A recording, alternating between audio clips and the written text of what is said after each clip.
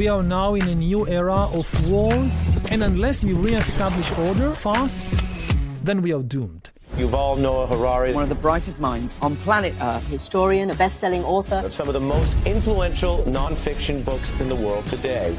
I think we are very near the end of our species because people often spend so much effort trying to gain something without understanding the consequences. For example, we will get to a life where you can live indefinitely, but realizing that you have a chance to live forever. But if there is an accident, you die, the people who will be in that situation will be at a level of anxiety and terror unlike anything that we know. Then you have artificial intelligence, and the world is not ready for it. It's the first technology in history that can make decisions by itself and take power away from us to hack human beings, manipulate our behavior, and making all these decisions for us or about us. Whether to give you a loan, whether to give you a mortgage, dating apps shaping your romantic life. But the real problem is that increasingly the humans at the top could be puppets when the most consequential decisions are made by algorithms. Global financial decisions, wars. And this is extremely dangerous, but it's not inevitable. Humans can change it. But with what's to come, are you optimistic about the future?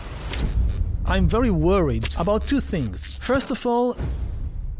Quick one. This is really, really fascinating to me.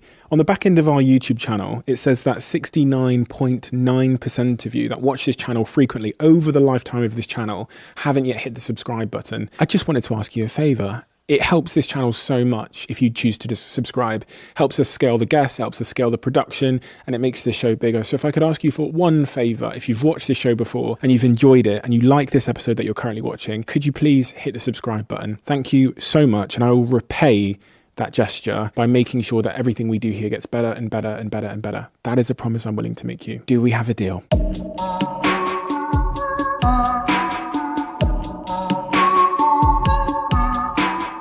Yuval, I have 3 of your books here, and these are 3 books that sent a huge tidal wave, a ripple through society. With these books and with all of the work that you're doing now, with the lectures you give, the interviews you give, what is your mission?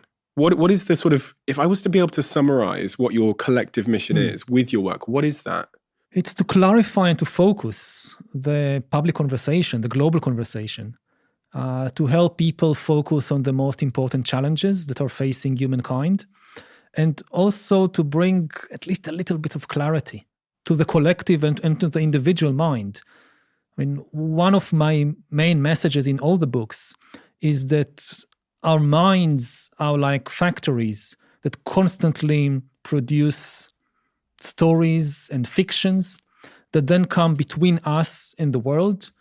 And we often spend our lives interacting with fictions that we or that other people created, with completely losing touch with reality. And my job, and I think the job of historians more generally, is to show us a way out. Inherent in much of your work is what feels like a warning.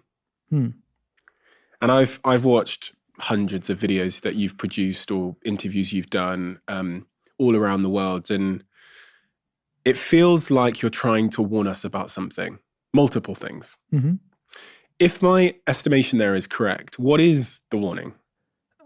Much of what we take to be real is fictions. And the reason that fictions are so central in human history is because we control the planet, and rather than the chimpanzees or the elephants or any of the other animals, not because of some kind of individual genius that each of us has, but because we can cooperate much better than any other animal. We can cooperate in much larger numbers and also much more flexibly. And the reason we can do that is because we can create and believe in fictional stories. Because every large-scale human cooperation, whether a religion or nations or corporations, are based on mythologies, on fictions. Again, I'm not just talking about gods. This is the easy example. Money is also a fiction that we created. corporations are a fiction. They exist only in our minds. Even lawyers would tell you that corporations are legal fictions.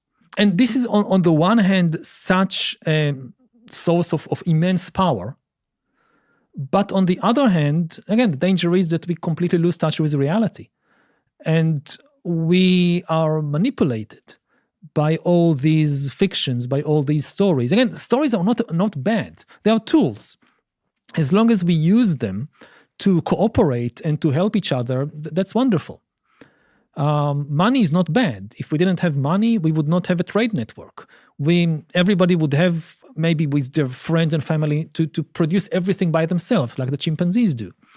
The fact that we can enjoy food and clothing and medicines and entertainment created by people on the other side of the world is largely because of money.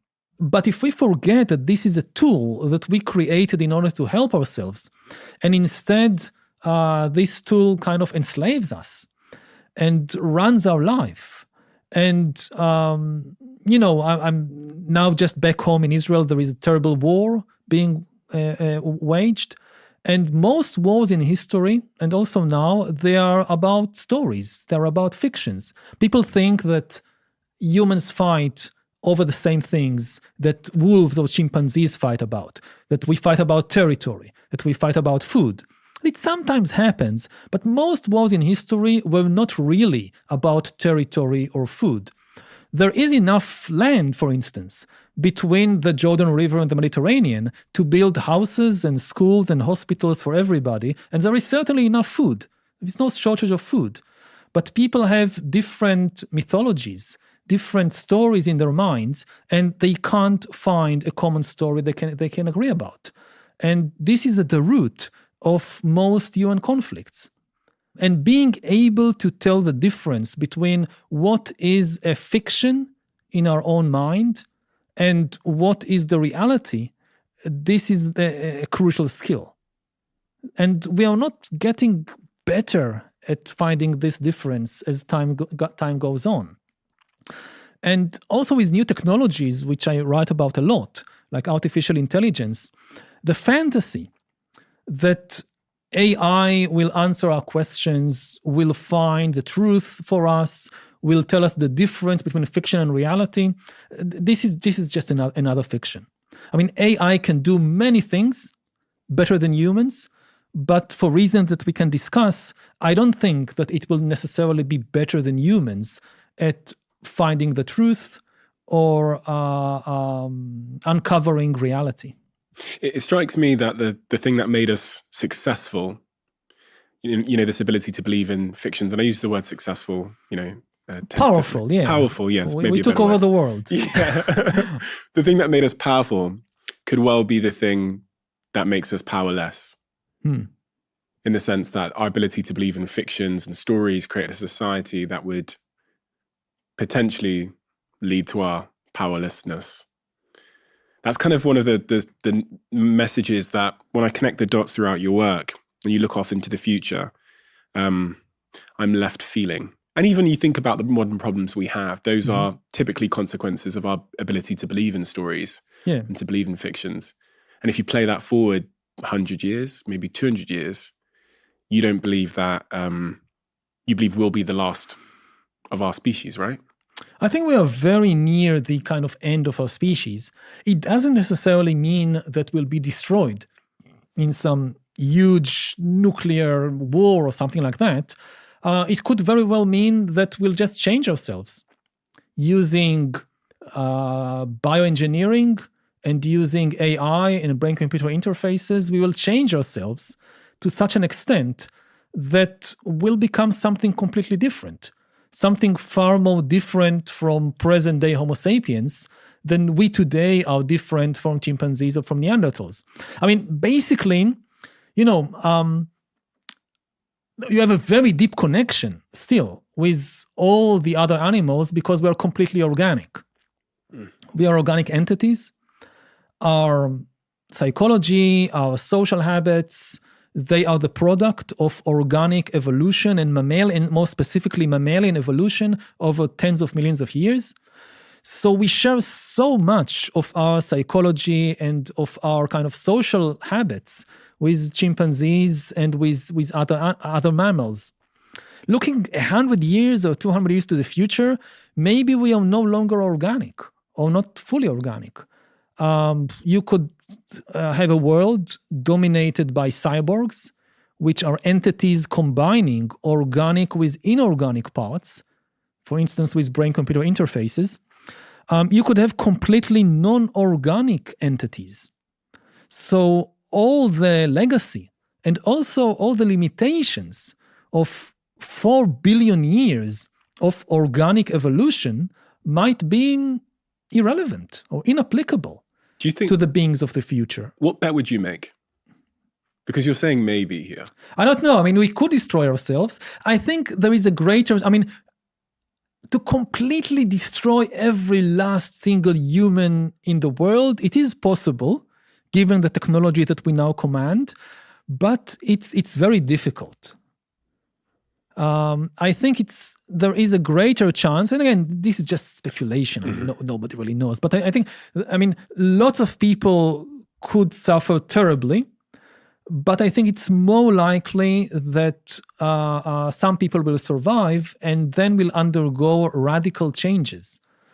So it's not that humanity is completely destroyed; it's just transformed into something else. Again, just to give an example of what we are talking about, organic beings like us need to be in one place at any one time.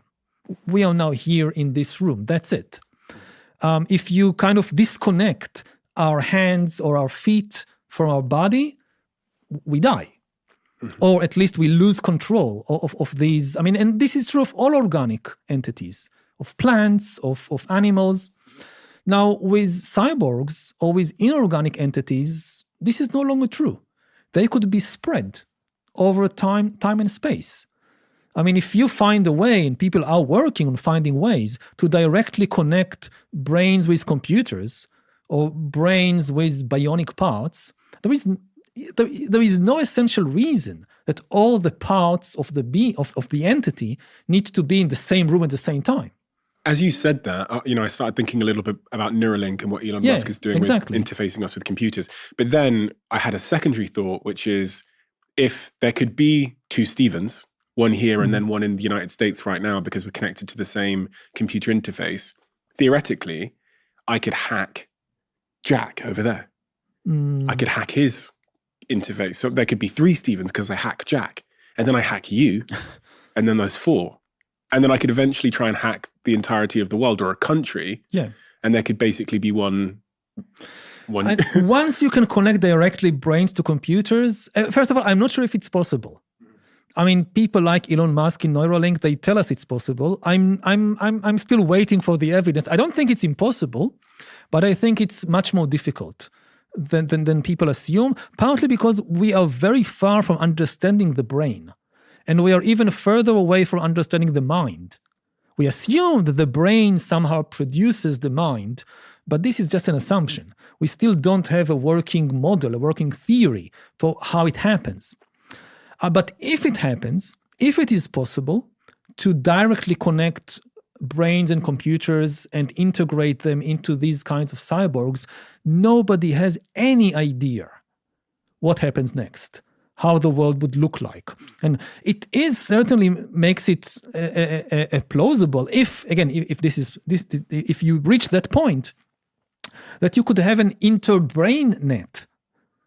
The same way that lots of computers are connected together to form the internet, if you can connect also brains and computers directly, why can't we then connect an interbrain net, which connects lots of brains, as you described? Again, I have no idea what it means. I think this is the point when the way that our organic brains understand reality, even our imagination, in the end, is the product, as far as we can tell, of organic biochemistry. Do you think... We are not equipped, I think, to have a kind of serious discussion of what a non-organic brain or a non-organic mind might be capable of doing, or how it would look like. And all the basic assumptions that we have about brains and minds, they are limited to the organic types. How do you feel about artificial intelligence and what's happening? This year has been a real sort of landmark year in a big leap forward for artificial intelligence, the conversation, public awareness, the technology itself, the investment in the technology, which is always, a very important indicator of what's to come. Yeah. How do you, as someone that's spent a lot of time thinking about this, emotionally, how do you feel about it? Very concerned. I mean, it's moving even faster than I expected. When I wrote, say, Homo Deus in 2016, I didn't think we would reach this point so quickly, where we are at 2023. And the world is not ready for it. And again, AI has enormous positive potential. This should be clear. And there is no chance of just banning AI or stopping all development in AI. I tend to speak a lot about the dangers simply because you have enough people out there, all the entrepreneurs and all the investors talking about the positive potential. So it's kind of my job to talk about the negative potential, the dangers. But there is a lot of positive potential. And humans are incredibly capable in terms of adapting to new situations. I don't think it's impossible for human society to adapt to the new AI reality. The only thing is it takes time, and apparently we don't have that time. And people compare it to previous big historical revolutions, like the invention of print, or the invention of or the Industrial Revolution. And you hear people say, yes, when the Industrial Revolution happened in the 19th century, so you had all these prophecies of doom about how industry and the new factories and the steam engines and the electricity, how they will destroy humanity or destroy our psychology or whatever. And in the end, it was okay. And when I hear these kinds of comparisons as a historian, I'm very worried about two things. First of all, they underestimate the magnitude of the AI revolution. AI is nothing like print. It's nothing like the Industrial Revolution of the 19th century. It's far, far bigger. There is a fundamental difference between AI and the printing press, or the steam engine, or the radio, or any previous technology we invented. The difference is, it's the first technology in history that can make decisions by itself and that can create new ideas by itself. A printing press or a radio set could not write new music or new speeches and could not decide what to print and what to broadcast. This was always the job of humans. This is why the printing press and the radio set in the end empowered humanity. That you now have more power to disseminate your ideas. AI is different. It can potentially take power away from us. It can decide, it's already deciding by itself what to broadcast. On social media, it's algorithms deciding what to promote. And increasingly, it also creates much of the content by itself. It can compose entirely new music. It can compose entirely new political manifestos, holy books, whatever. So it's a much bigger challenge to handle that kind. It's an independent agent in a way that radio and the printing press were not. The other thing I find worrying about the comparison with, say, the Industrial Revolution is that, yes, in the end, in a way, it was okay, but to get there, we had to pass through some terrible experiments. When the Industrial Revolution came along, nobody knew how to build a benign industrial society. So people experimented. One big experiment was European imperialism. Many people thought that to build an industrial society means building an empire. Unless you have an empire that controls the sources of the raw materials you need, iron, coal, rubber, cotton, whatever, and unless you control the markets, you will not be able to survive as an industrial society.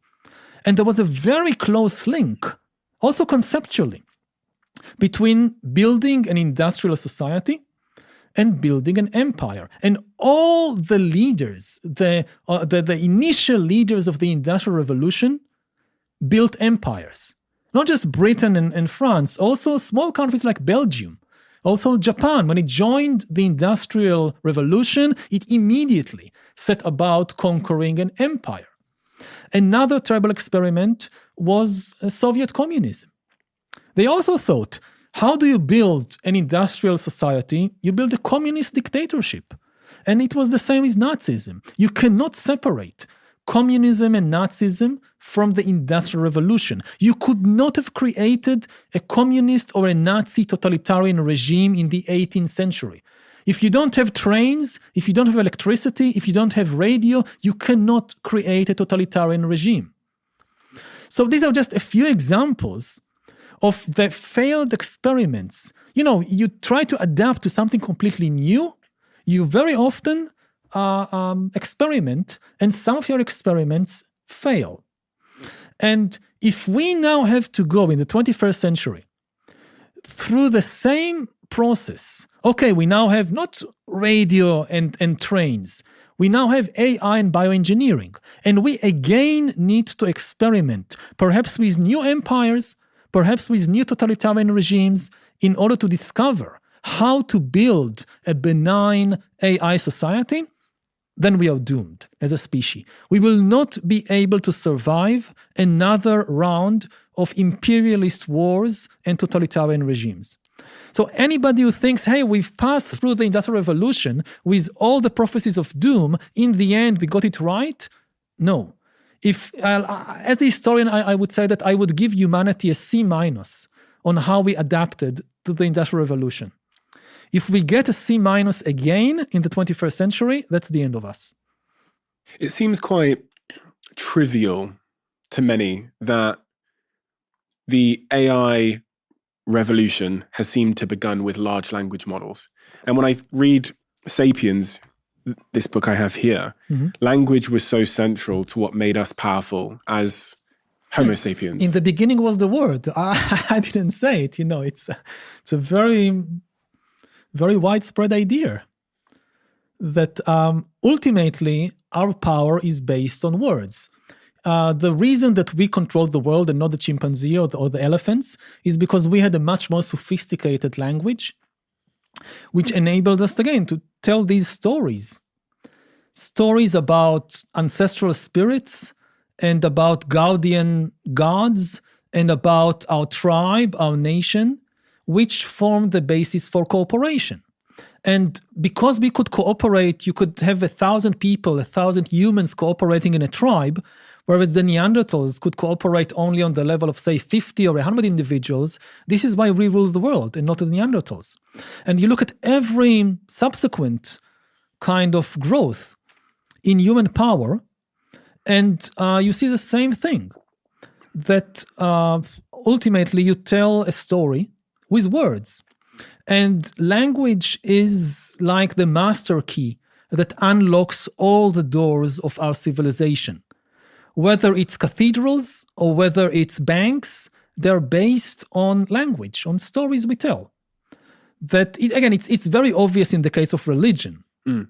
But also if you think about the world's financial system.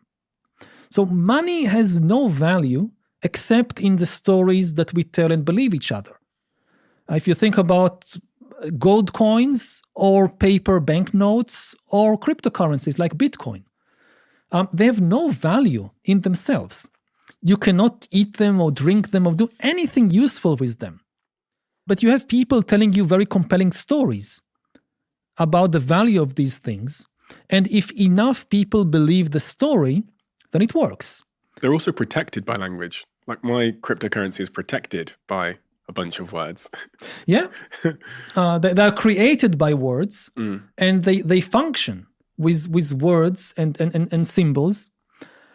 When you communicate with your banker, it's with words. I mean, what happens when AI can create deep fakes of your everything, your voice, your image, the way you talk, the type of words you use? So there is already an arms race between banks and fraudsters. I mean, we want the easiest communication with our banker. I just pick up the phone, I tell a few words, and they transfer $1 million. But at the same time, I also want to be protected from an AI that impersonates my voice and tone of voice and whatever. And this is becoming difficult. But on a deeper level, again, AI could create, because money is ultimately made of words, of stories. AI could create new kinds of money. The same way that, cryptocurrencies like Bitcoin have been created simply by somebody telling people a story and enough people finding this story convincing. And I guess as a CEO and as an entrepreneur, you know that if you want to get investments, what really gets investments is a good story. And what happens to the financial system if increasingly our financial stories are told by AI? And what happens to the financial system and even to the political system if AI eventually creates new financial devices that humans cannot understand? Already today, much of the activity on the world markets is being done by algorithms at such a speed and with such complexity that most people don't understand what's happening there. If you had to guess, what is the percentage of people in the world today that really understand the financial system? What would be your kind of... Less than 1%. Less than 1%. Okay, let's be kind of conservative about it. 1%, let's say. Okay. Fast forward 10 or 20 years, AI creates such complicated financial devices that there is not a single human being on earth that understands finance anymore. What are the implications for politics? Like, you vote for a government, but none of the humans in the government, not the prime minister, not the finance minister, nobody understands the financial system. They just rely on AI to tell them what is happening. Is this still a democracy? Is this still a human form of government in any way? What do you say to someone that hears that and goes, that's nonsense, that's never going to happen? Why not? I mean, let's look back 15 years to the last big financial crisis in 2007, 2008.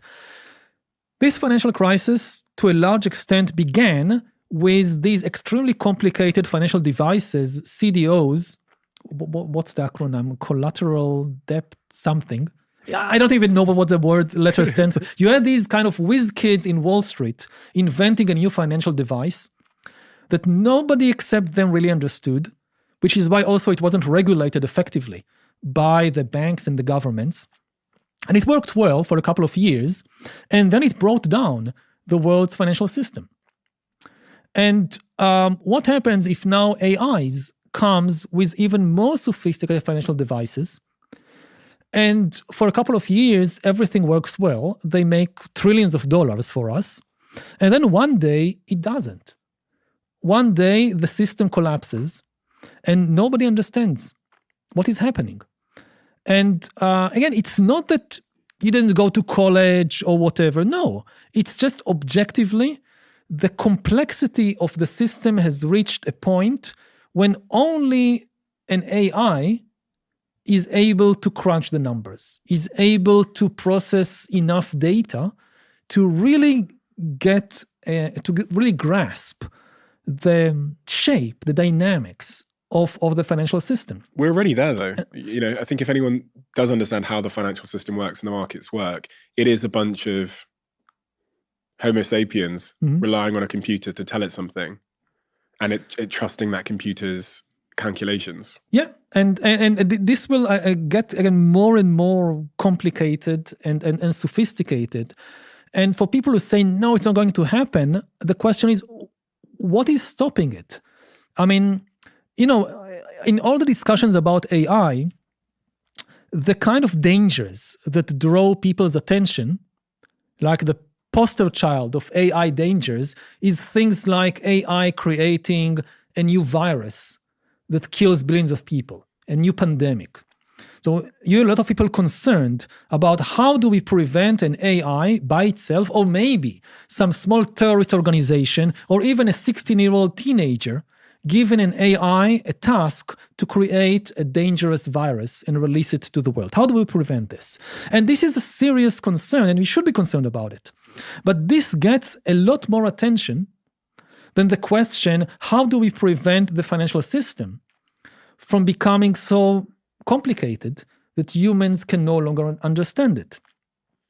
And I see a lot of regulations being at least considered how to prevent AI from creating dangerous new viruses.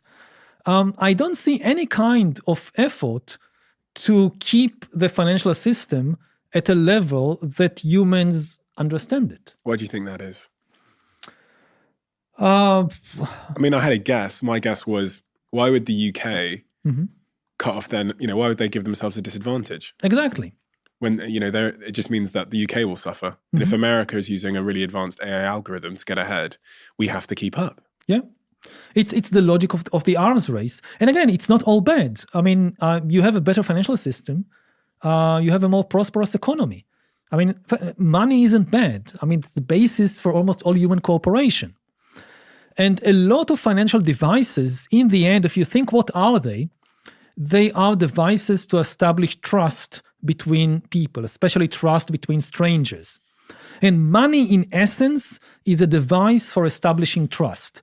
I don't know you, you don't know me, but we both trust this gold coin or piece of paper, so we can cooperate on sharing food or creating a medicine. And the most sophisticated financial devices, they basically do the same thing. Stocks and bonds and these CDOs, they are a method to establish trust. And when you open a new bank account, the most important thing is, how do I trust the bank to really take care of my money and to follow my instructions, but not to be open to fraud and things like that. And again, you as an investor, when you try to get money from or you as an entrepreneur, when you try to get money from investors, the biggest issue is always trust. And if somebody can come up with a new way to establish trust between people, that's a good thing. But if this new way increasingly depends on non-human intelligence, on systems that humans cannot understand, that's the big question. What happens to human society when the trust that is at the basis of all social interactions is actually no longer trust in humans, it's trust in a non-human intelligence that we don't fully understand and that we cannot anticipate. And part of the problem with regulating AI or AI safety, it goes back to what we discussed earlier, that AI is different from printing presses or radio sets or even atom bombs. If you want to make nuclear energy safe, then you need to think about all the different ways that, a nuclear power station can have an accident. And I guess there is a limited number of things that can go wrong. And ideally, if you think hard, if you have enough people thinking hard enough, you can make safe nuclear reactors, safe nuclear power stations. Now, but AI is fundamentally different because AI keeps changing. It keeps reacting to the world. It keeps reacting to you, coming up with new inventions, new ideas, new decisions. So making AI safe is a bit like making a nuclear reactor safe, taking into account the fact that the nuclear reactor can decide to change in ways that you can't anticipate. And even worse, it can react to you. So if you build a particular safety mechanism for the nuclear reactor, what happens if the nuclear reactor say, they built this mechanism, let's do that to somehow get around the safety mechanism? We don't have this problem with nuclear reactors, but this is the problem with AI. We are trying to contain something which is an independent agent and which might actually come to understand us better than we understand it. I'm really curious about how this will impact. You talked about elected officials there and how their systems will be sort of, their financial decision-making might be driven by algorithms. But governments and authority itself, I've pondered recently whether there'll come a day in the not so distant future where we might vote for an algorithm, where we might vote for an AI to be our government. Is that crazy thinking? I think we're quite a long way off from there. We would still want humans, at least in the symbolic role of being the prime minister, the member of parliament, whatever, the president. The real problem is that increasingly these humans could be kind of figureheads or puppets, when the real decisions, the most consequential decisions, are made by algorithms. Partly because it will just be too complicated for the humans at the top to understand the situation or to understand the different options. So going back to the financial example, so imagine that, it's 4:00 in the morning, there is a phone call to the prime minister from the finance algorithm telling the prime minister that we are facing a financial meltdown and that we have to do something within the next, 30 minutes to prevent a national or global financial meltdown. And there are like 3 options, and the algorithm recommends option A, and there is just not enough time to explain to the prime minister how did the algorithm reach the conclusion, and even what is the meaning of these different options. And again, people think about this scenario mostly in relation to war. That what happens if you have an algorithm in charge of your security system, and it alerts you to a massive incoming cyber attack, and you have to react immediately. And this could, if you react in a specific way, this could mean war with another nation, but you just don't have enough time to understand how the algorithm reached the decision and how the algorithm was also able to determine that of all the different options, this is the best option. Do you think that humans believe we're more complicated and special than we actually are? Because I think part of many of the rebuttals when we talk about artificial intelligence stem back to this idea that we're like innately genius, creative, spiritual, special, different from, artificial intelligence. Like our intelligence is somewhat divine, or we've got free will, and we. Yeah, I mean, it's. If the argument is we have free will, we have a divine soul, and therefore no algorithm will ever be able to understand us and to predict our decisions or to manipulate us, then this is a very common argument, but it's obviously nonsensical. I mean, even before AI, it was, even with previous technology, it was possible to a large extent to predict people's behavior and to manipulate them. And AI just takes it to the next level.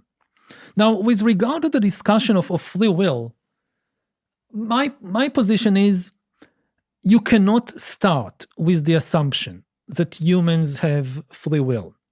If you start with this assumption, then it's actually is very, it makes you very incurious, lacking curiosity about yourself, about human beings. It kind of closes off the investigation before it began. you assume that any decision you make is just the result of my free will. Why did I choose this politician, this product, this spouse? Because it's my free will. And if this is your position, there is nothing to investigate. You just assume you have this kind of divine spark within you that makes all the decisions, and there is nothing to investigate there. I would say no. Start investigating. And you'll probably discover that there are a lot of factors, whether it's external factors like cultural traditions, and also internal factors like biological mechanisms that shape your decisions. You chose this politician or this spouse because of certain cultural traditions and because of certain biological mechanisms, your DNA, your brain structure, whatever. And this actually makes it possible for you to get to know yourself better. Now, if after a long investigation, you have reached the conclusion that yes, there are cultural influences, there are political influences, there are genetic and neurological influences, but still, there is a certain percentage of my decision that cannot be explained by any of these things, then okay, call it free will. And we can discuss it. But don't start with this assumption, because then you lose the incentive to explore yourself. And anybody who embarks on such a process of self-exploration, whether it's in therapy, whether it's in meditation, whether it's in the laboratory of a brain scientist or as a historian in the archive, you will be amazed to discover how much of your decisions are not the result of some mystical free will. They are the result of cultural and biological factors. And this also means that you are vulnerable to being deciphered and manipulated by political parties, by corporations, by AI. People who have this kind of mystical belief in free will are the easiest people to manipulate because they don't think they can be manipulated. And obviously they can. We humans should get used to the idea that we are no longer mysterious souls. We are now hackable animals. That's what we are. You said that at the World Economic Forum. Yeah. Again, this is the same point, basically, that it's now possible to hack human beings, not just to hack our smartphones, our bank accounts, our computers, but to really hack our brains, our minds, and to predict our behavior and manipulate our behavior more than in any previous time in history. The other line that you said, which really made me think and ponder, was as previously human life was about the drama of decision-making, and without this, we won't have a meaning in life. Mm-hmm. Yeah. That if you look, at politics, at religion, and at culture, people told stories about their lives or the lives of people in general as a kind of drama of decision-making. Mm-hmm. That you reach a particular junction in life and you need to choose. You need to choose between good and evil. You need to choose between political parties. You need to choose what to study at university or where to work, what kind of job to apply to. And our stories revolved around these decisions. And what happens to human life if increasingly the power to make decisions is taken from us?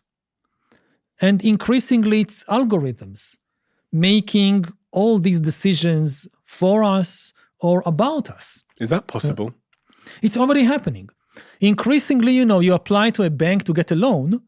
In many places, it's no longer a human banker who is making this decision about you, whether to give you a loan, whether to give you a mortgage. It's an algorithm analyzing billions of bits of data about you and about of millions of other customers or previous loans, determining whether you're creditworthy or not.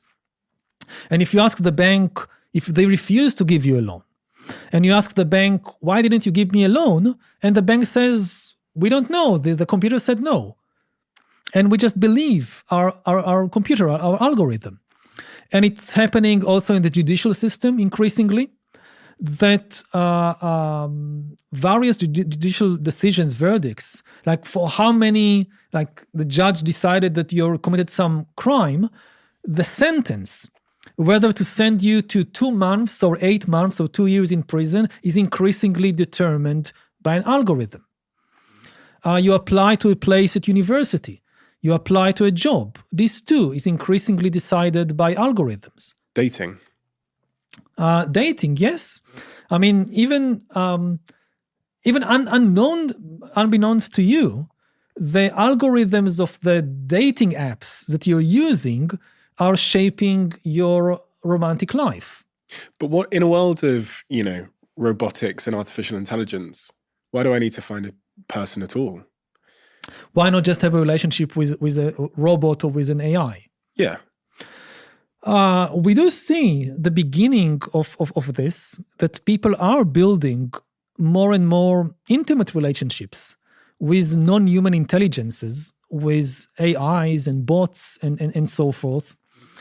And this raises a lot of difficult and profound questions. Now, part of the problem is that the AIs are built to mimic intimacy. That the ability, intimacy is an extremely powerful thing, not just in romance, also in the market, also in politics. If you want to change somebody's mind about anything, political issue, a commercial preference, intimacy is kind of the most powerful weapon.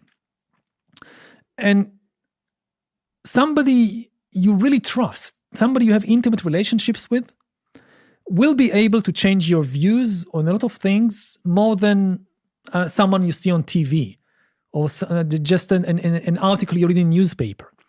There is a huge incentive for the creators of AIs to create AIs that are able to forge intimate relationships with humans. And this makes us extremely vulnerable to this new type of manipulation that was previously just unimaginable. Because loneliness is at, all-time highs, especially in the sort of Western world, and sexlessness. And I was reading some stats about how the bottom 50% of men in particular are having almost no sex relative to the top sort of 10%. And you think, this disparity, the rise of digitalization, loneliness, we're in our homes on screens more than ever before. And then you hear about this industry of AI and sex dolls and all this, and you just wonder, you play it forward and go, ugh. Yeah, it's going there. And the thing is that it's not that the humans are so stupid or something, that they kind of project something onto the AI and fall in love with an AI chatbot. The AI is deliberately built, created, trained to fool us. To the same way, you look at the previous 10 years, there was a big battle for human attention. There was a battle between different social media giants and whatever, how to grab human attention. And they created algorithms that were really amazing at grabbing people's attention. And now they are doing the same thing, but with intimacy. And we are extremely exposed. We are extremely vulnerable to it. Now, the big problem is, and again, this is where it gets kind of really philosophical, that what humans really want or need from a relationship is to be in touch with another conscious entity. An intimate relationship is not just about providing my needs. Then it's exploitative, then it's abusive. If you're in a relationship and the only thing you think about is how would I feel better, how would my needs be provided for, then this is a very abusive situation. A really healthy relationship is when it goes both ways. you also care about the feelings and the needs of the other person, of the other entity. Now, what happens if the other entity has no feelings, has no emotional needs, because it has no consciousness? That's the big question. And there is a huge confusion between consciousness and intelligence. AI is artificial intelligence. But what exactly is the relation between intelligence and consciousness? Now, intelligence is the ability to solve problems, to win at chess, to invest money, to drive a car. This is intelligence. Consciousness is the ability to feel things, like pain and pleasure and love and hate and sadness and anger and so many other things. Now, in humans and also in other mammals, intelligence and consciousness actually go together. We solve problems by having feelings. But computers are fundamentally different. They are already more intelligent than us in at least several narrow fields, but they have zero consciousness. They don't feel anything. When they beat us at chess or Go or some other game, they don't feel joyful and happy. If they make a wrong move, they don't feel sad or angry. They have zero consciousness. As far as we can tell, they might soon be far more intelligent than us and still have zero consciousness. Now, what happens when you are in a relationship with an entity which is far more intelligent than you and can also imitate, mimic consciousness? It knows how to solve the problem of making you feel as if it is conscious, but it still has no feelings of its own. And this is a very disturbing vision of the future. Because it opens us up to manipulation. Is that what you're saying? First of all, it opens us to manipulation, but also the big question, what does it mean for the health of our own mind, of our own psyche? If we are in a relationship, or many of our important relationships in life are with non-conscious entities that they don't really have any feelings of their own. Again, they are very good at faking it. They are very good at catering to our feelings, but it's just manipulation in the end. Are you optimistic about the happiness of humans going forward, or do you think happiness will take its own? I've heard you talk about how happiness might just become a biochemical, prescription or something. Yeah, we don't have a good track record with regard to happiness. If you look at the last 100,000 years, from, say, the Stone Age until the 21st century, you see a dramatic rise in human power.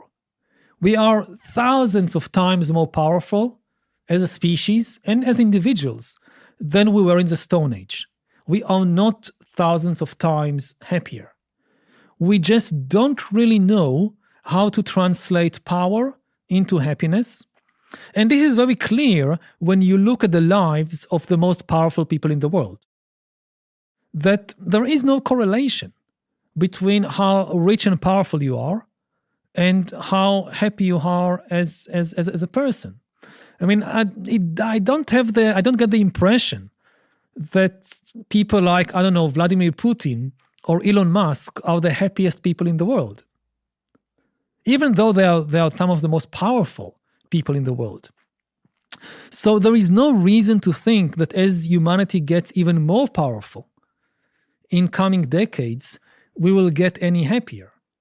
And understanding happiness is about understanding the deep dynamics of not even the brain, but of the mind, of consciousness. And we are just not there yet. We are very, very good. And the related problem is that humans usually understand how to manipulate something long before they understand the consequences of the manipulations. If you look at the outside world, at the ecological system, we have learned how to cut forests, how to build huge dams over rivers, long before we understood what will be the consequences for the ecological system, which is why we now have this ecological crisis. We manipulated the world without understanding the consequences.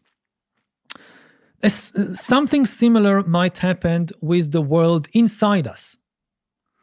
With more powerful medicines, with brain-computer interfaces, with genetic engineering, and so forth, we are gaining the power to manipulate our internal world, the world within us. But again, the power to manipulate is not the same thing as understanding the complexity of the system and the consequences of the manipulation. A related manipulation there is immortality and our pursuit of it. I've sat with people on this podcast who are committing their lives to staying alive forever. And there's a through line there between our desire to be immortal, the rise in the scientific discoveries that are enabling that, and our happiness. I've often thought, much of the reason why things are special in my life is because they're scarce, including my time. Yeah. And I almost wonder about the psychological issues I would face if I knew I was immortal. Like if I knew that the partner I'm with doesn't come at the expense of another one I can be with, at 30 years old. And the car, the choices you make, I think what makes them valued are their scarcity against the backdrop of a finite life. It will definitely change everything if you think about relations between parents and children. So if you live forever, so that 20 years you spent raising somebody 2,000 years ago, what do they mean now? But I think long before we get to that point, most of these people are going to be incredibly disappointed because it will not happen within their lifetime.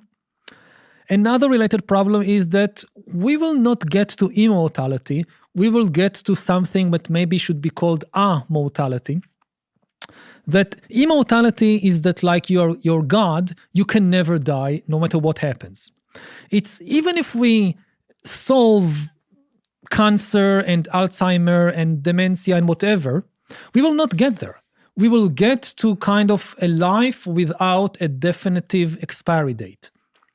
That you can live indefinitely. You can go every 10 years to a clinic and get yourself rejuvenated. But if a bus runs you over, or your airplane explodes, or a terrorist kills you, you're dead. And you're not coming back to life. Now, realizing that you have a chance to live forever, but if there is an accident, you die, this creates a level of anxiety and terror unlike anything that we know in our own lives. I think the people who will be in that situation will be extremely anxious and miserable. And another issue is, people often spend so much effort trying to get something, without really understanding why. What will you do with it? What is so good about it? People spend so much effort to have more and more money instead of thinking, what will I actually do with that money?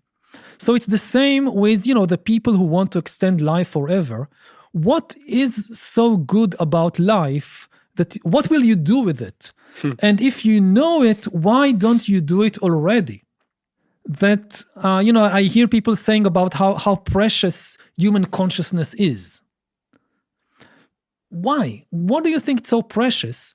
And whatever it is, why don't you do it right now? Why spend your life developing some kind of treatment that will extend your consciousness for 1,000 years? Just spend your time doing now whatever you think you would be doing with your consciousness 1,000 years from now. So if they were to say, it'll give me more time with my family, you're saying just instead of wasting your time, just like... Exactly. So, somebody who has no time for their family at all right now because they are busy developing the kind of miracle cure that will enable them to spend time with their family in 200 years. This makes no sense. I think about the disparity that artificial intelligence and these forms of sort of bioengineering might create, because it's conceivable that the rich will gain access to these technologies first. Yeah. And then, when we think about bioengineering, being able to sort of play with our genetic code, that means if I, for example, manage to get my hands on some kind of bioengineering treatment to make sure that my kids were maybe a little bit smarter, maybe a little bit stronger, whatever, then you're going to start a sort of genetic chain of modified children that are superior in intelligence and strength and whatever else might be desirable. And then you have this disparity in society where you have like one set of humans are on a completely different exponential trajectory and the other humans are, chimpanzees. They're left behind. Yeah. This is extremely dangerous. I think we just shouldn't go there. That we shouldn't invest a lot of resources, efforts in developing these kinds of upgrades and enhancements that are very likely, at least at first, to be the preserve of a small elite and to translate economic inequality into biological inequality and to basically split the human species, to split Homo sapiens into, a ruling class of superhumans and the rest of us. This is a very, very dangerous development. Related to that is the problem that I don't think these will be upgrades at all. What worries me is that a lot of these things will turn out actually to be downgrades. That we don't understand our bodies, our brains, our minds well enough to know what will be the consequences of tweaking our genetic code or of, implanting all kinds of devices into our brains. People who think that this will enable them, let's say, to upgrade their intelligence, they don't know what the side effects will be. It could be that the same treatment that increases your intelligence also decreases your compassion or your spiritual depth or whatever. And the danger is that especially if this technology is in the hands of powerful corporations, armies, governments, they will enhance those qualities that they want, like intelligence and like discipline, while disregarding other qualities which could be even more important for human flourishing, like compassion or like artistic sensitivity or like spirituality. If I think about somebody again like Putin, what would he do with this type of technology? Then yes, he would like an army of super intelligent and super loyal soldiers. And if these soldiers don't have any compassion or any spiritual depth, all the better for him. But that speaks to the arms race. And, you said we think we shouldn't, but China will see that as an opportunity, or Putin will see that as an opportunity if the Western world, if the United States or the UK don't. And so, again, it comes back to this point of, we're screwed if we're damned if we do, we're damned if we don't. I'm not sure that in this case it works because, again, a lot of these upgrades are likely to have detrimental side effects, both for the person in question and for the society as a whole. And I think that in this case, societies that will choose to be progress more slowly and safely, they will actually have an advantage. It's like if you say, there is some other country where they don't have any brakes on their cars and they don't have any seat belts and they release new medicines without checking their side effects. They're moving so fast, we are left behind. No, it makes no sense to imitate them. This will actually ruin their societies. You don't want to imitate these kinds of harmful effects. With development of AI, it's different. I think there, the advantages in things like finance, like the military, will be so big that an AI arms race is almost inevitable. But with trying to kind of bioengineer humans, if you go too fast, it will be self-destructive. So we can take it more slowly and safely and without being kind of left behind in an arms race. You said on the Tim Ferriss podcast, the best scenario is that Homo sapiens will disappear, but in a peaceful and gradual way, and be replaced by something better. It's quite an uncomfortable statement to listen to.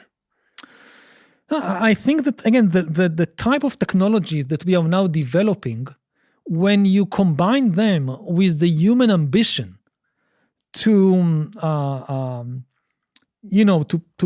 improve ourselves, it's almost inevitable that we will use these technologies to change ourselves. The question is whether we will do it slowly and responsibly enough for the consequences to be beneficial.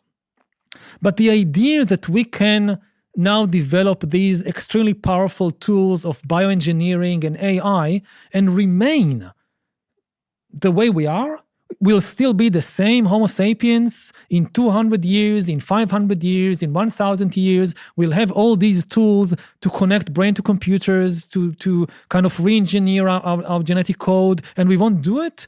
I think this is unlikely.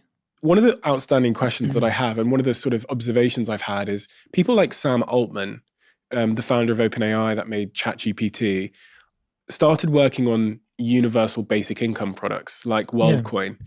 And I thought, do you know what? That's curious that the people that are at the very forefront of this AI revolution are now trying to solve the second problem they see coming, which is people not having jobs, essentially. Is that, do you think that's, because, I've spoken a lot this year on stages, and this is one of the questions I always get asked, is the implications of AI and jobs as we know it in the workforce. Mm-hmm. Is it realistic to believe that most jobs will disappear as we know them today? I think many jobs, maybe most jobs, will disappear, but new jobs will emerge. Most jobs that people do today didn't exist 200 years ago. Mm-hmm. Like this. Like this, like doing a podcast. And there will be new jobs. The really big problem will be how to retrain people. It demands a lot of financial support, also psychological support for people to kind of relearn, retrain, reinvent themselves, and doing it not just once, but repeatedly throughout their career, throughout their lives. The AI revolution will not be a single watershed event. Like you have the big AI revolution in 2030, you lose 60% of jobs, you create lots of new jobs, you have 10 difficult years, everybody adjusting, adapting, reskilling, whatever, and then everything settles down to a new equilibrium. It won't be like that. AI is nowhere near its full potential. So you will have a lot of changes by 2030, even more changes by 2040, even more changes by 2050.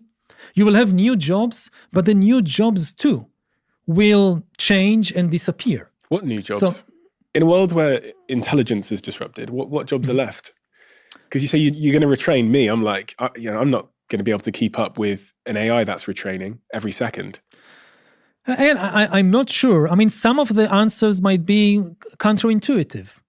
That at least at present, we see that AI is extremely good at automating jobs that only require cognitive skills. But they are not good at jobs that require motor skills and social skills. So if you think about, say, doctors and nurses, so at least those types of doctors who are only doing cognitive work, they read articles, They get your medical results, all kinds of tests and whatever. They diagnose your disease and they decide on a course of treatment. This is purely cognitive work. This is the easiest thing to automate. But if you think about a nurse that has to replace a bandage to a crying child, this is much more difficult to automate. You don't think that's possible to automate? I think it is possible, but not now. You need very delicate motor skills and also social skills to do that. Did you see Elon's video the other day with the Tesla robot? I see a lot of these videos. And it's getting the egg and it's cracking the egg and it's going like this. No, I'm not saying it's impossible. I'm just saying it will take longer. It's more difficult. Again, there is also the social aspect. If you think about self-driving vehicles, the biggest problem for self-driving vehicles is humans. I mean, not just the human drivers. It's the pedestrians. It's the passengers. How do you deal with a drunken passenger, whatever? So again, it's not impossible, but it's much more difficult. So again, I think that there will be new jobs, at least in the foreseeable future. The problem will be to retrain people. And the biggest problem of all will be on the global level, not on the national level. When I hear people talk about universal basic income, the first question to ask is it universal or national? Is it a system that, let's say, raises taxes on big tech corporations in Silicon Valley in California and uses the money to provide basic services and also retraining courses for people in Ohio and Pennsylvania? Or does it also apply to people in Guatemala and Pakistan? I mean, what happens when it becomes cheaper to produce shirts with robots in California than in Guatemala and in Mexico? Does Sam Altman has a vision of the US government raising taxes in California and sending the money to Guatemala to support the people there? If the answer is no, we are not talking about universal basic income, we are only talking about national basic income in the US, then what happens to the people in Guatemala? That's the biggest question. And a sub-question to that is about how one should be educating our children and our education institutions as they are today, because with what's to come, makes me wonder what skill would be worth investing, 10, 12 years into a child that I had. Nobody has any idea. I mean, if you think about specific skills, then this is the first time in history when we have no idea how the job market or how society would look like in 20 years. So we don't know what specific skills people will need. If you think back in history, so it was never possible to predict the future, but at least people knew what kind of skills will be needed in a couple of decades. If you live, I don't know, in England in 1023, 1,000 years ago, you don't know what will happen in 30 years. Maybe the Normans will invade, or the Vikings, or the Scots, or whoever. Maybe there'll be an earthquake. Maybe there'll be a new pandemic. Anything can happen. You can't predict. But you still have a very good idea of how the economy would look like and how human society would look like in the 1050s or the 1060s. You know that most people will still be farmers. You know it's a good idea to teach your kids how to harvest wheat, how to bake bread, how to ride a horse, how to shoot and bow and arrow. These things will still be necessary in 30 years. If you now look 30 years to the future, nobody has any idea what kind of skills will be needed. If you think, for instance, okay, this is the age of AI, computers, I will teach my kids how to code computers. Maybe in 30 years, humans no longer code anything because AI is so much better than us at writing code. So what should we focus on? I would say the only thing we can be certain about is that 30 years from now, the world will be extremely volatile. It will keep changing at an ever rapid pace. Do you think this is going to increase the amount of conflict? Because I watched a video on your YouTube channel where you said the return of wars. Yeah. That's one of the dangers that there is, and we see it all over the world now. Like 10 years ago, we were in the most peaceful era in human history. And unfortunately, this era is over. We are now in a new era of wars and potentially of imperialism. And we are seeing it all over the world with the Russian invasion of Ukraine, now with the war in the Middle East, Venezuela and Guyana, some East Asia. War is back on the table.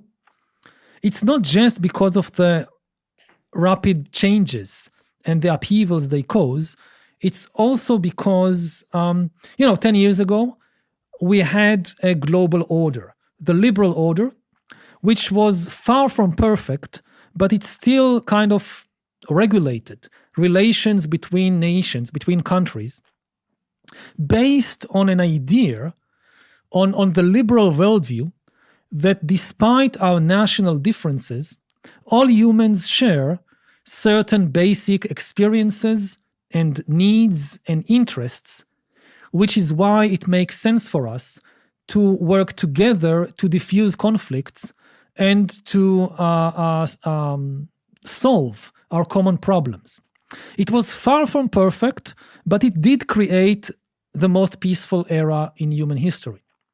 Then this order was repeatedly attacked, not only from outside, from forces like Russia or North Korea or Iran that never accepted this order, but also from the inside, even from the United States, which was the architect to a large extent of this order, with the election of Donald Trump, which says, I don't care about any kind of global order. I'd only care about my own nation. And you see this way of thinking, that I only care about the interests of my nation more and more around the world. Now, the big question to ask is, if all the nations think like that, what regulates the relations between them? And there was no alternative. Nobody came up and said, okay, I don't like the liberal global order, I have a better suggestion for how to manage relations between different nations. They just destroyed the existing order without offering an alternative. And the alternative to order is simply disorder. And this is now where we find ourselves. Do you think there's more wars on the way? Yes. Unless we reestablish order, there will be more and worse wars coming in the next few years in more and more areas around the world. You see defense budgets all over the world skyrocketing. And this is a vicious circle.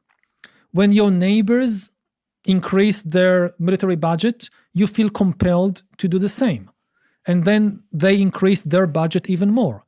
When I say that the early 21st century was the most peaceful era in human history, it's one of the indications is how low the military budgets all over the world were. For most of history, kings and emperors and khans and sultans, the military was the number one item on their budget. They spent more on their soldiers and navies and fortresses than on anything else. In the early 21st century, most countries spend something like a few percentage points of their budget on the military. Education, healthcare, welfare were a much bigger item on the budget than defense. And this is now changing. The money is increasingly going to tanks and missiles and cyber weapons instead of to nurses and schools and social workers. And again, it's not inevitable. It's the result of human decisions. the relatively peaceful era of the early 21st century, it did not result from some miracle. It resulted from humans making wise decisions in previous decades. What are the wise decisions we need to make now, in your view? Reinvest in rebuilding a global order which is based on universal values and norms, and not just on the narrow interests of specific nation states. Are you concerned that Trump might be elected again shortly? I think it's very likely. And if it happens, it is likely to be the kind of like the death blow to what remains of the global order. And he says it openly.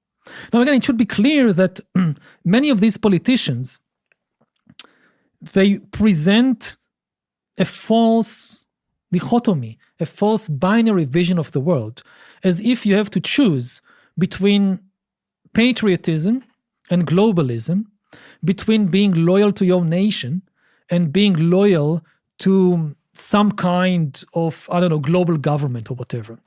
And this is completely false. There is no contradiction between patriotism and global cooperation. When we talk about global cooperation, we definitely don't have in mind, at least not anybody that I know, a global government. This is an impossible and very dangerous idea. It simply means that you have certain rules and norms for how different nation states treat each other and behave towards each other. If you don't have a system of global norms and values, then very quickly what you have is just global conflict, is just wars. I mean, some people have this idea, they imagine the world as a network of friendly fortresses. Like each nation will be a fortress with very high walls, taking care of its own interests, but living on relatively friendly terms with the neighboring fortresses, trading with them and whatever. Now, the main problem with this vision is that fortresses are almost never friendly. Each fortress always wants a bit more land, a bit more prosperity, a bit more security for itself at the expense of the neighbors. And this is the high road to conflict and to war. There's that phrase, isn't there? Ignorance is bliss. Now, something that your work has forced you and continues to encourage you to not live in is ignorance. So with that, one might logically deduce that out the window goes your bliss. Are you happy? I think I'm relatively happy, at least happier than I was for most of my life. Part of it is that I invest a lot of my time not just in, researching what is happening in the world, but also in the health of my own mind. And,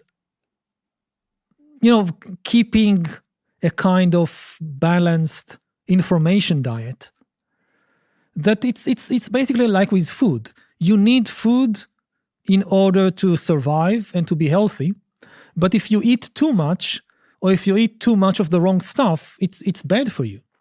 And it's exactly the same with information. Information is the food of the mind. And if you eat too much of it, of the wrong kind, you'll get a very sick mind. So I try to keep a very balanced information diet, which also includes information fasts. So I try to disconnect. Every day I dedicate 2 hours a day for meditation. Wow.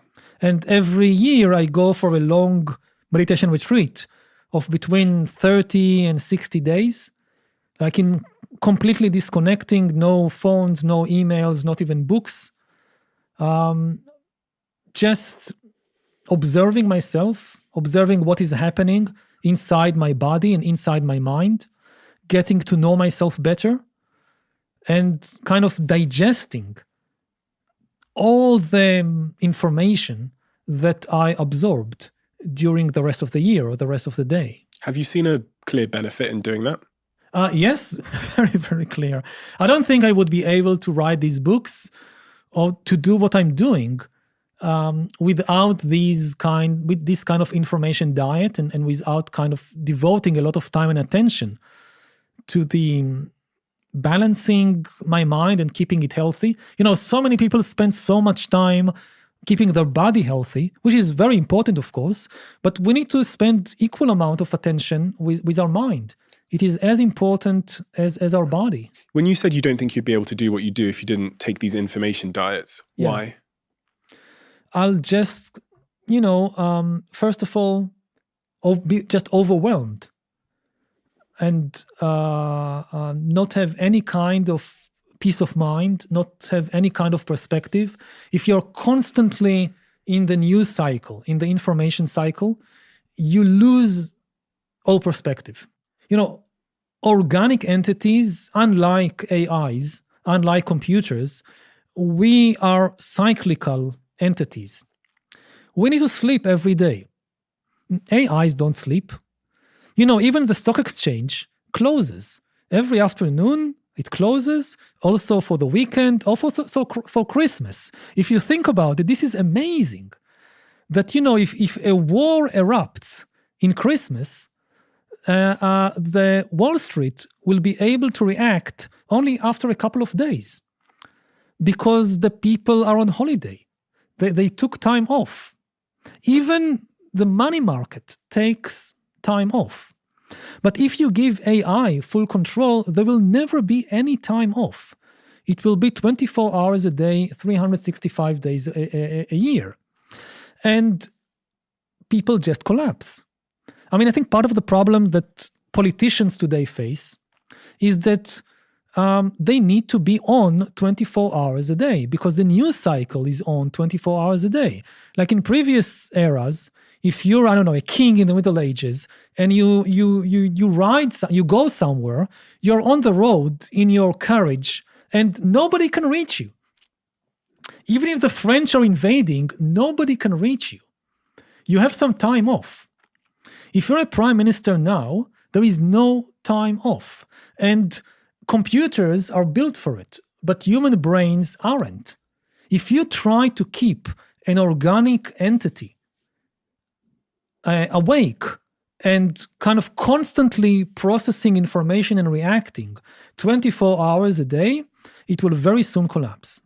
It's funny, it made me think of what I think it's the former Netflix CEO, or one of the Netflix CEOs, or someone said, they said, our biggest competitor is sleep. Sleep, yeah. That's a very scary and very, I think, important line. And it's a very honest line. It's a very honest line.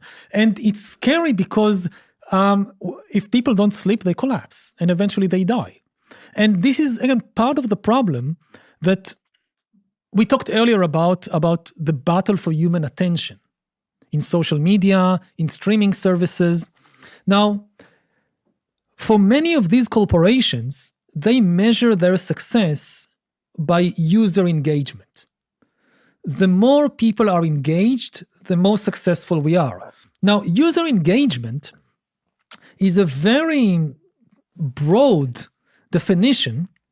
According to this measurement, 1 hour of outrage is better than 10 minutes of joy, and certainly better than 1 hour of sleep. Because 1 hour of outrage, I will consume 3 adverts. Yes. And then that means that the corporation make $30. For example. Yeah. And from 2 hours of sleep, they make nothing. From 10 minutes of joy, maybe they sell only 1 ad. Mm-hmm. But from the viewpoint of how humans function and how this organism function, 10 minutes of joy are probably better for us than 1 hour of outrage. And certainly we need not just 2 hours, we need 6, 7, 8 hours of sleep. Well, this is why, the algorithms on certain platforms, specifically TikTok, mm-hmm. are just absolutely addictive, to say the least. Like, because they hacked us. Yeah, it's literally, we had, a certain level of addiction to the previous social algorithms. Mm-hmm. And then TikTok came along and said, hold my beer.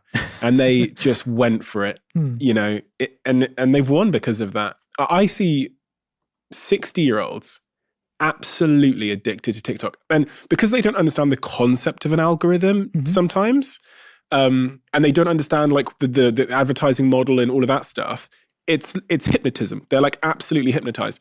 Funnily enough, my driver's one of them. So my driver's outside. Whenever I walk up to his car, he's just like this on TikTok. He's scrolling. And I had a conversation with him last night. I'm like, do you realize that TikTok has your brain? Yeah. And we're just at the very sort of the first steps of an exponential curve of algorithms competing for our attention in our brain. We haven't seen anything yet. I mean, these algorithms, they are 10 years old? In terms of, you think about these social media algorithms and the algorithms that get to know you personally, to hack your brain and then grab your attention, they are 10 years old. And the companies die if they don't beat the other algorithms. So like Twitter now, when Elon took it over, and I think people will relate to this if you use Twitter, suddenly I've seen more people having their heads blown off and being hit by cars on Twitter than I'd ever seen in the previous 10 years. I think someone at Twitter's gone, listen, this company's going to die unless we increase time spent on this platform and show more ads. So let's start serving up a more addictive algorithm. And that requires a response from Instagram and the other platforms. So it's a real...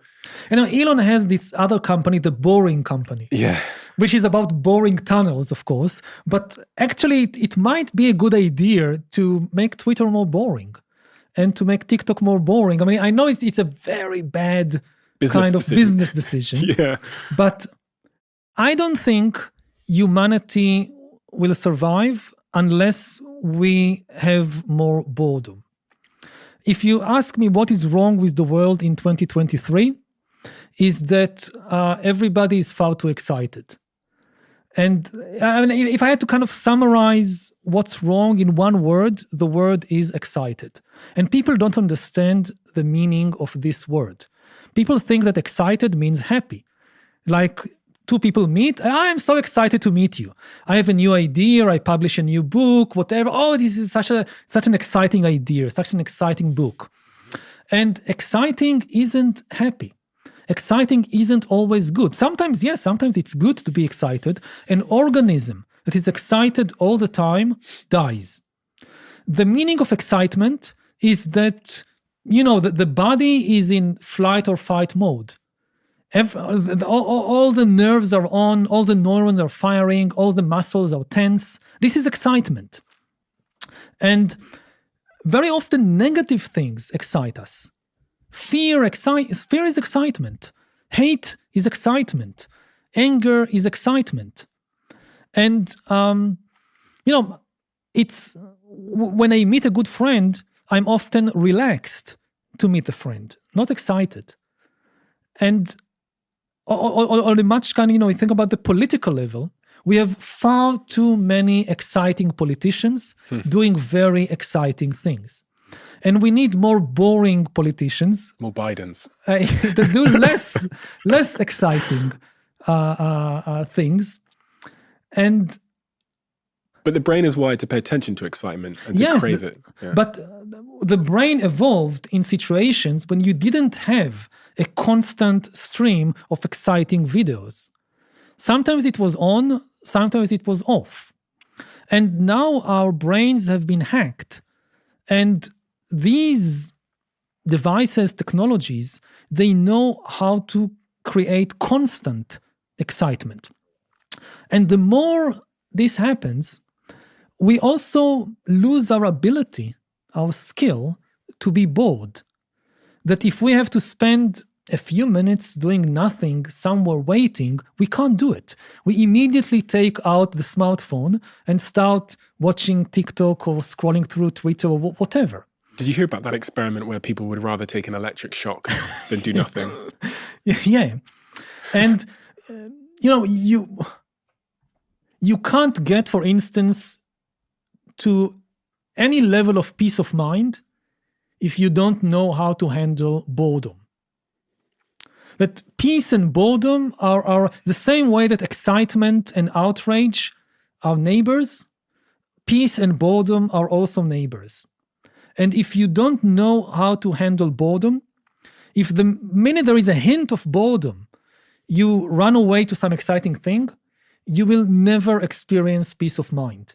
And people, if humans don't experience peace of mind, there is no way that the world as a whole is going to be peaceful.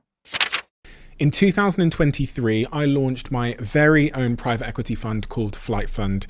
And since then, we've invested in some of the most promising companies in the world. My objective is to make this the best performing fund in Europe with a focus on high growth companies that I believe will be the next European unicorns. The current investors in the fund who have joined me on this journey are some of Europe's most successful and innovative entrepreneurs. And I'm excited to announce that today, as a founder of a company, you can pitch your company to us. Or if you are an investor, you can also now apply to invest with us. Head to flightfund.com to gain an understanding of the fund's mission, the remarkable companies we proudly support, and to get in touch with me and my team.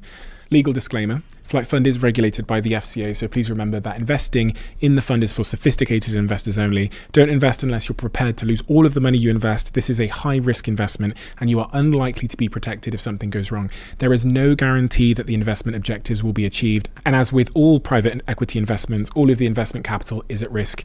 This communication is for information purposes only and should not be taken as investment advice or a financial promotion. As you guys know, I'm a big fan of Yuval. I'm an investor in the company and they sponsor this podcast. And what I've done for you, I've put together what I call the Yuval Steven Bundle, which is a selection of my favorite products from Yuval, including the Black Edition salted caramel flavor, which is super high in protein and has 17 servings per container. Also comes with their ready to drink product, which is one of my all-time favorite products from Yuval. The brand new and very exciting Yuval Complete Nutrition Bars. This is chocolate caramel. You can see from the empty box in front of me that I've eaten most of them, right? Me and my team here. If you leave these on the counter for 5 seconds, they'll go. I'm going to say something I've never said. When Yuval first made their bar many, many years ago, I tried it and I didn't like it. So I've never talked about it on this podcast. They've spent roughly the last 2 to 3 years making a brand new bar, which I absolutely love. If you want to order them yourself and get started on your Yuval journey, the link is in the description below. In this podcast episode, wherever you're listening to it, there'll be a Steven's Bundle link and check it out. Back to the episode. If I could give you the choice to be born in 1976, as you were, yeah, or to be born now, I would go for 1976. I mean, the people of my generation, we were privileged to grow up in one of the most peaceful and most optimistic eras in human history. The end of the Cold War, the fall of the Iron Curtain. I don't know of any better time. But when I look at what is happening right now, I don't envy the people who grow up in the 2020s. What is the closing statement of hope and solution that kind of ties off this conversation? What is the thing that, having someone gotten to this point in the conversation, they should be thinking about doing, which will cause the domino effect that will lead us to maybe more hopeful future? But we still have agency. I mean, the algorithms are not yet in full control. They are taking power away from us, but most power is still in human hands. And every human being has some level of power, of agency, which means that each one of us has some responsibility. Now, nobody can solve all the world's problems. So focus on one thing. Find the one thing which is close to your heart, which you have a deep understanding of, and try to make a difference there. And the best way to make a difference is to cooperate with other people. I mean, the human superpower is our ability to cooperate in large numbers. So if you care about a specific issue, don't try to be an isolated activist. 50 individuals who cooperate as part of an organization can do much, much more than 500 isolated activists, individuals. So, and find your one thing. And again, don't try to do everything. Let other people do the rest and cooperate with other people. on your chosen mission. Yuval, your book, Sapiens, changed the world in many ways. It gave us a new perspective and a new understanding of who we are as humans, where we've come from. And with that, we have a roadmap for where we're going. It's celebrating its 10th anniversary. I have the 10th anniversary edition here, which I'm going to beg you to sign for me after. And it really is a once-in-a-generation book. The numbers that I have are that it sold more than 25 million copies. And that's in a market where people said no one's buying books anymore. That's crazy. That's absolutely crazy. You're working on a new book, which I'm very excited to hear about. I'm sure that a little birdie told me that will be announced next year, and I'm sure everyone's incredibly energized about that. I ask these people the question sometimes just as a way to close off the show, but I wanted to ask you it because it's especially pertinent to someone that's got such a huge, varying wealth of work. Is there one particular topic that is pertinent to our future that we didn't talk about? I would say that when we talk about the future, history is more relevant than ever before. Because history is not really the study of the past. History is the study of change, of how things change. Nobody cares about the past for the sake of the past. All the people who lived in the Middle Ages or in the ancient Rome, they are all dead. We can't do anything about.